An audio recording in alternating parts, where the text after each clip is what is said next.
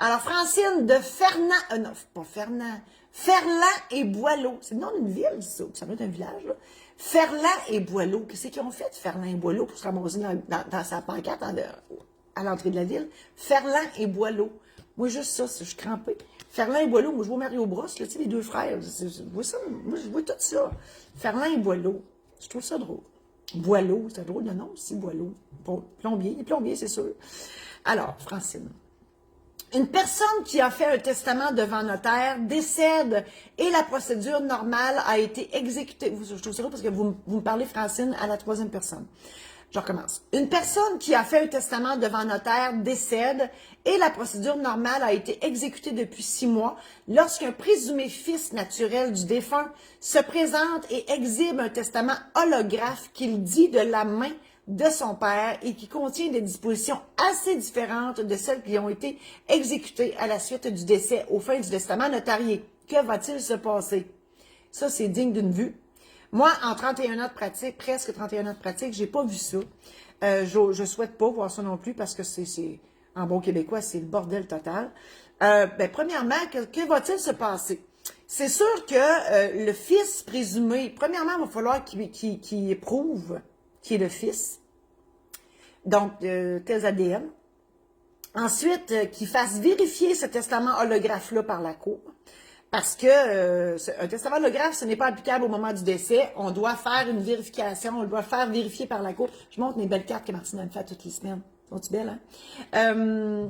Oui, c'est ça. Puis, les petites cartes, là, vous voyez tous les programmes en ligne que je vous offre sur mon site, là. Le testament, inaptitude, l'aide médicale à mourir, cérémonie de mariage, succession, achat de maison. OK, je reviens. Donc, c'est ça, ouais.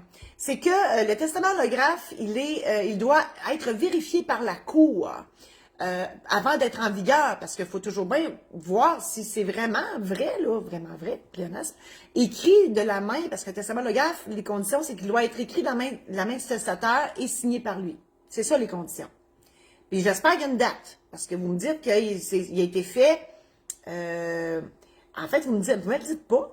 Vous me dites qu'il a trouvé un testament holographe, mais il y a une date? Lequel est postérieur ou antérieur? Comprenez-vous qu'il y a beaucoup de si là-dedans. Là. On est rendu à Paris, bon, on est revenu 3-4 fois. Là.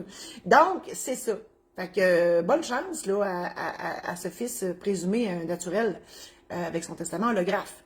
Puis que va-t-il se passer? Si on passe au travers de tout ça, là, les tests ADN et tout, ce qui ne sera pas incompatible, en prenant pour acquis que le testament holographe est postérieur au notarié, les legs qui ne sont pas incompatibles vont s'appliquer de pair, mais ce qui sera incompatible, c'est le testament holographe qui va s'appliquer.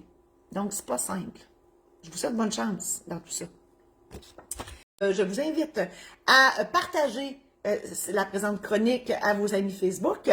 Je vous invite aussi à aller voir sur YouTube la page Notaire pas ordinaire, YouTube.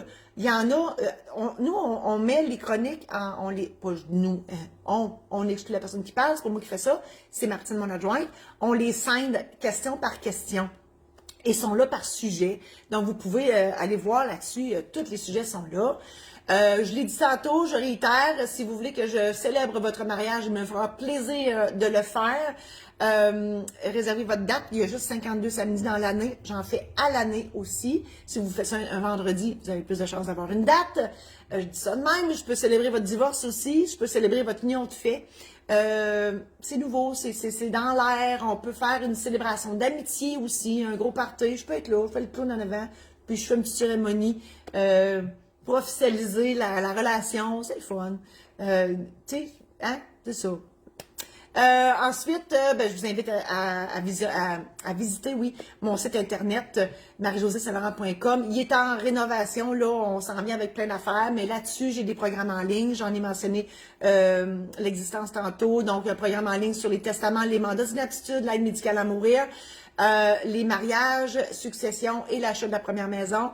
Il y a le programme en ligne, donc c'est moi qui vous parle dans des séries de vidéos. Il y a une aide-mémoire qui accompagne tout ça, donc vous pouvez l'imprimer et écrire, prendre des notes et tout ça. Ça vous aide à préparer vos documents avant d'aller voir le notaire. Alors voilà, et si vous voulez que j'aille faire une conférence chez vous. Bien évidemment, ça prend un minimum de personnes. Je suis toujours disponible pour aller vous jaser ça. J'aime le monde, je vous aime, j'aime ça aller vous voir. Donc, communiquez avec moi pour que j'aille vous faire une conférence chez vous.